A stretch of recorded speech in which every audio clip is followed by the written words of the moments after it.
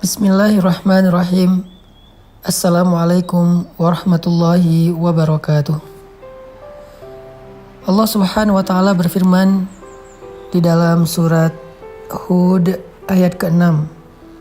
A'udzu billahi minasyaitonir rajim. Bismillahirrahmanirrahim. Wa ma min dabbatin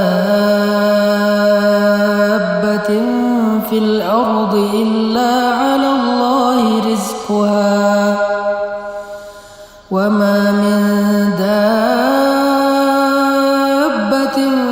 fil ardi illa 'ala Allahi rizquha wa ya'lamu mustaqarraha wa mustawda'aha kullun fi kitabin mubin.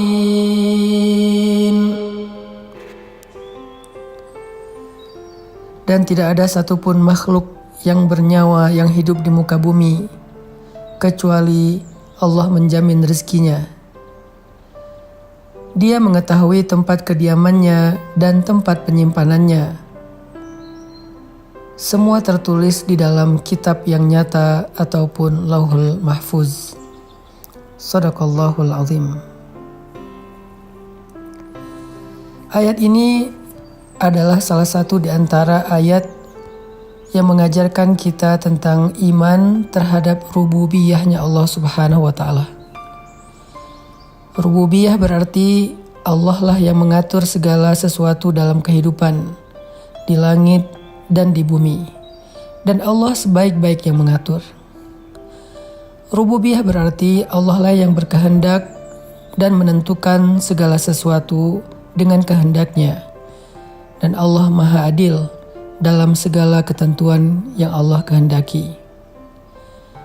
Rububiyah juga berarti Allah lah yang menentukan rezeki untuk setiap hambanya. Allah tidak pernah zalim untuk mengurangi satu butir beras pun dari rezeki bagi hambanya. Sehingga ketika kita belajar rububiyah Allah di dalam surat Hud ayat ke-6 ini, harusnya kita selalu percaya bahwa rezeki kita tidak akan pernah tertukar dengan orang lain. Bahwa setiap manusia, bahkan hamba-hamba Allah, hewan, tumbuhan, apa yang ada di langit dan di bumi, semuanya telah Allah berikan takdir rezekinya. Dan Allah tidak pernah mengurangi hak mereka, apalagi bersikap zalim kepada mereka. Lalu kenapa kita harus bekerja? Sesungguhnya bekerja itu bukanlah karena kita meragukan rezeki dari Allah, tetapi bekerja itu adalah ibadah, menjalankan perintah Allah. Karena Allah Subhanahu wa taala menitipkan kita rezeki di satu tempat, dan Allah menyuruh kita untuk mengambilnya dengan sedikit ikhtiar, dengan sedikit usaha, agar kita belajar menghargai pemberian Allah, agar kita tahu betapa berharganya rezeki yang Allah berikan untuk kita, sehingga dengan demikian kita jadi pandai bersyukur kepada Allah Subhanahu wa taala. Tidak ada satupun di antara makhluk-makhluk Allah yang tertukar rezekinya, sehingga kita tidak perlu merasa iri dengki kepada orang lain, atau juga merasa sombong ketika Allah memberikan kelebihan rezeki kepada kita di antara orang lain. Janganlah kalian merasa iri terhadap apa yang Allah berikan kepada sebagian kalian atas sebagian yang lain, kata Allah. Tidaklah seseorang iri kepada rezeki orang lain, karir orang lain, kehidupan orang lain, kecuali dia ragu terhadap keadilan Allah Subhanahu wa taala.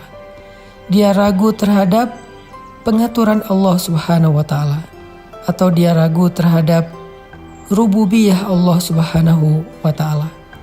Ketika kita yakin terhadap jatah rezeki kita dari Allah, maka buah dari keyakinan itu adalah tuma'ninatul qalb, ketenangan jiwa, rahatun nafs, rehat jiwa. Kita tidak akan merasa khawatir yang berlebihan terhadap rezeki yang sudah Allah tetapkan untuk kita. Orang yang yakin kepada rezeki yang sudah Allah takdirkan, yang sudah Allah tetapkan untuk dirinya, maka dia tidak akan melanggar Dia tidak akan mencari-cari jalan yang Allah tidak ridho untuk mendapatkan harta yang dia inginkan. Kenapa seseorang mencari harta yang haram? Kenapa seseorang curang dalam timbangan? Kenapa seseorang bersikap zalim? Kenapa seseorang berbohong dan menipu? Kenapa seseorang curang dalam jual beli dan transaksi? Kenapa seseorang korupsi? Itu semua karena mereka ragu dengan jatah rezeki yang sudah Allah tetapkan untuk diri mereka. Seandainya kita yakin bahwa Allah adalah sebaik-baik pemberi rezeki, bahwa Allah gak pernah mencurangi hak kita, bahwa Allah sebaik-baik yang mengatur, bahwa Allah sudah menyediakan bagi setiap hambanya rezeki yang halal sesuai dengan kebutuhan dia, sesuai dengan keadaan hidupnya, maka kita tidak akan mencari-cari jalan yang tidak Allah ridhoi untuk mendapatkan harta-harta yang kita inginkan.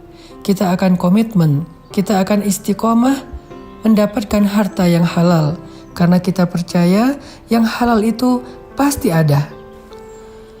Ada orang yang berkata, mencari harta yang haram saja susah, apalagi yang halal. Ini pasti wasawisus syaitan, ini pasti bisikan-bisikan syaitan. Kenapa?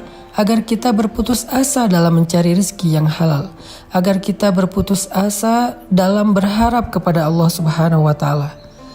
Sungguh kalimat ini adalah kalimat orang yang tidak beriman. Kalau kita yakin kepada Allah sebaik-baik pengatur dan pemberi rezeki, kita akan berkata justru sebaliknya, rezeki yang halal itu mudah, justru harta yang haram itu yang susah. Sesungguhnya rezeki yang halal itu pasti, yang haram itu yang tidak pasti. Kenapa pasti? Karena Allah yang menyediakannya untuk kita. Wa ma min dabbatin fil ardi illa 'alallahi rizquha. Allah yang menjamin rezekinya. Falimal ya's. Kalau begitu kenapa kita berputus asa? Kenapa kita mengeluh? Kenapa kita berhenti berikhtiar? Kenapa kita tidak lagi istiqomah? Kenapa kita melenceng dari jalan Allah? Kalau kita yakin bahwa Allah telah menyediakan jaminan rezeki kepada kita semuanya. Orang yang yakin dengan rezeki di sisi Allah juga tidak akan bersikap kikir dalam mengeluarkan hartanya fi sabilillah. Sebagaimana Nabi bersabda, demi Allah tidak akan berkurang harta karena sedekah. Justru sedekah yang dilakukan karena syukur akan menambahkan kebaikan setelahnya. La in syakartum la azidannakum.